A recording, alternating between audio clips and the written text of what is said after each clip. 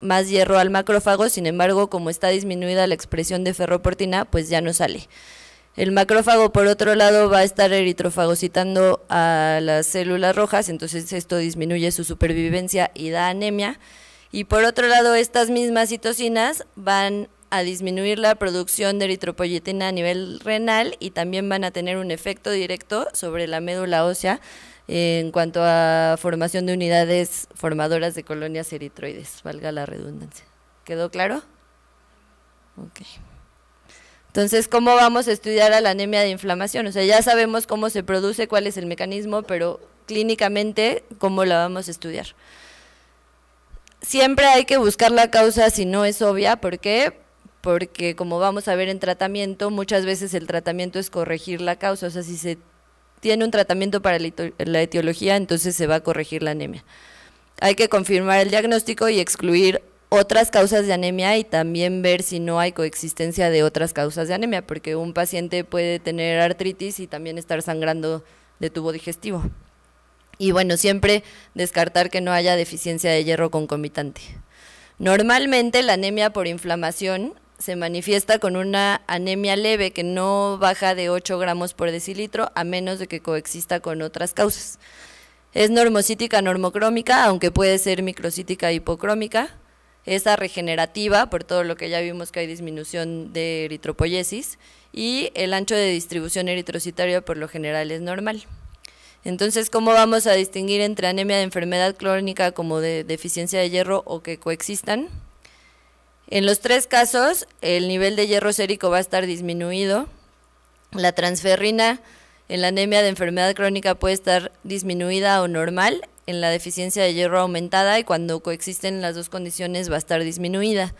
La saturación de transferrina está disminuida en los tres casos. La ferritina, esta es uno de los parámetros que nos ayuda mucho para distinguir una de otra, porque hay mucho hierro guardado en la anemia de inflamación, entonces aquí encontramos una ferritina que es normal o está aumentada.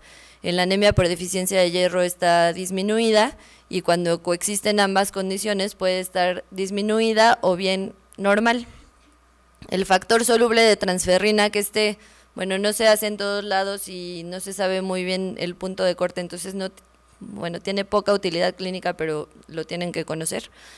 Este es un fragmento del receptor de transferrina que va a estar normal en los casos de anemia de enfermedad crónica, aumentada en la deficiencia de hierro y normal aumentada cuando coexisten ambas condiciones.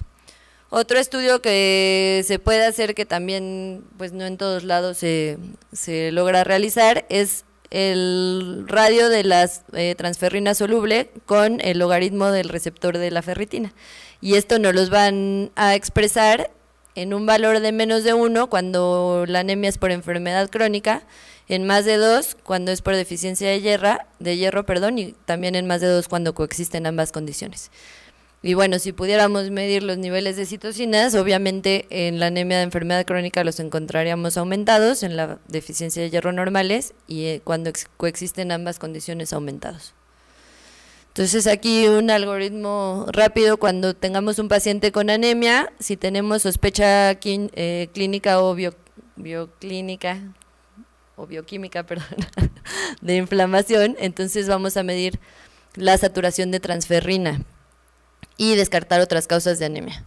Si la saturación de transferrina está menor a 16%, entonces vemos la ferritina. Si esta es menor de 30 nanogramos por mililitro, estamos ante la presencia de una anemia ferropénica.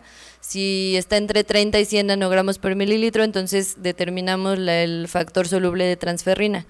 Si la relación entre el factor soluble y los logaritmos de ferritina son mayores a 2, entonces estamos ante una anemia de inflamación con deficiencia de hierro, y si es menor a 1, estamos ante una anemia pura de enfermedad crónica.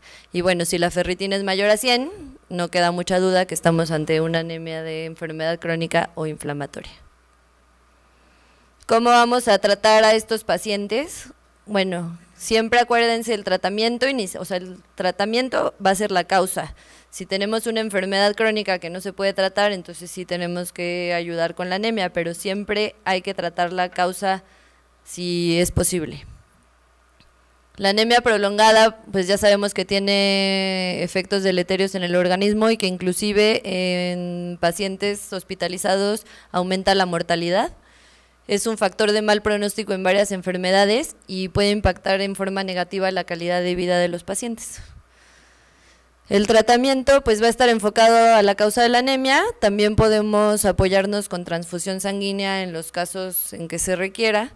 Y en algunos casos podemos utilizar agentes estimulantes de eritropoyesis. Aquí siempre descartar que no haya deficiencia de hierro concomitante, porque si damos eritropoyetina y hay falta de hierro, pues no nos va a servir de nada. Entonces, si coexiste con deficiencia de hierro, podemos utilizar hierro oral o intravenoso.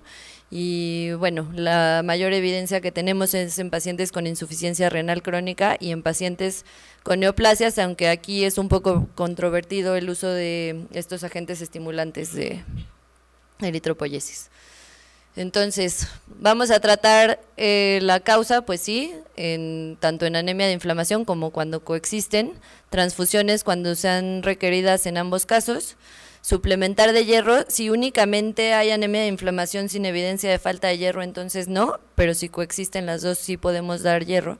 Y los agentes estimulantes de eritropoyesis se pueden utilizar en anemia de enfermedad crónica y cuando coexisten las dos, si no hay respuesta únicamente a la reposición de hierro, entonces podemos usar también agentes estimulantes de eritropoyesis. Entonces, bueno, van a hablar, me parece que hay una clase de transfusiones, pero únicamente para que vean en las guías cómo ya la mayoría, en pacientes que tienen hemoglobinas mayores de 8, no recomiendan transfundir. La tendencia a transfundir a nivel mundial, pues cada vez va en decremento. Y bueno, las recomendaciones de transfusiones en el enfermo crítico, no les voy a leer todo esto porque es mucho, pero bueno, la evidencia lo que sugiere es que se han hecho varios estudios de transfusión liberal contra transfusión restringida, esto es pacientes que tengan menos de 7 de hemoglobina contra pacientes que tengan entre 7 y 10 de hemoglobina. No se ve que les vaya mejor a los pacientes que se transfunden de forma liberal. Hay aumento en la mortalidad y puede también aumentar los días de hospitalización. En donde no hay tanta evidencia es en los pacientes que están sépticos, en los pacientes que tienen una cardiopatía isquémica aguda y bueno, siempre tener en cuenta que las transfusiones no están exentas de riesgo, ¿no? O sea, tanto infecciosas como reacciones hemolíticas agudas o tardías, febriles, urticaria, anafilácticas, el famoso TRALI, pueden hacer enfermedad de injerto contra huésped y a la larga hacer sobrecarga de hierro a los pacientes. Y bueno, aquí para ver, comparado con otros riesgos, vean cómo hay mucho más riesgo asociado a las transfusiones que, por ejemplo, tener un accidente fatal en avión, ¿no? Entonces, siempre que vayan a transfundir en un paciente, piensen en los efectos adversos de transfundirlo. El futuro, bueno, la hepcidina nos ha ayudado mucho a comprender mejor la fisiopatología de la anemia de inflamación. Se está intentando clínicamente hacer determinación de hepcidina, porque esto nos ayudaría mucho para ver ante qué tipo de anemia estamos parados. Sin embargo, esto pues todavía no da luz. Y también se han estado estudiando antagonistas de la hepcidina. Y las anticitocinas como el tocilizumab, que es una antiinterleucina 6, pero bueno, clínicamente todavía no es de uso común. Entonces, para concluir, la anemia de inflamación es la primera causa de anemia en pacientes hospitalizados y aunque sea así, la mayoría de las veces la gente no piensa en este diagnóstico porque no la conoce. Se debe de estudiar, descartar otras causas, tratar de determinar siempre el origen y si se puede dar manejo a lo que le está condicionando y si no, bueno, dar manejo de la anemia.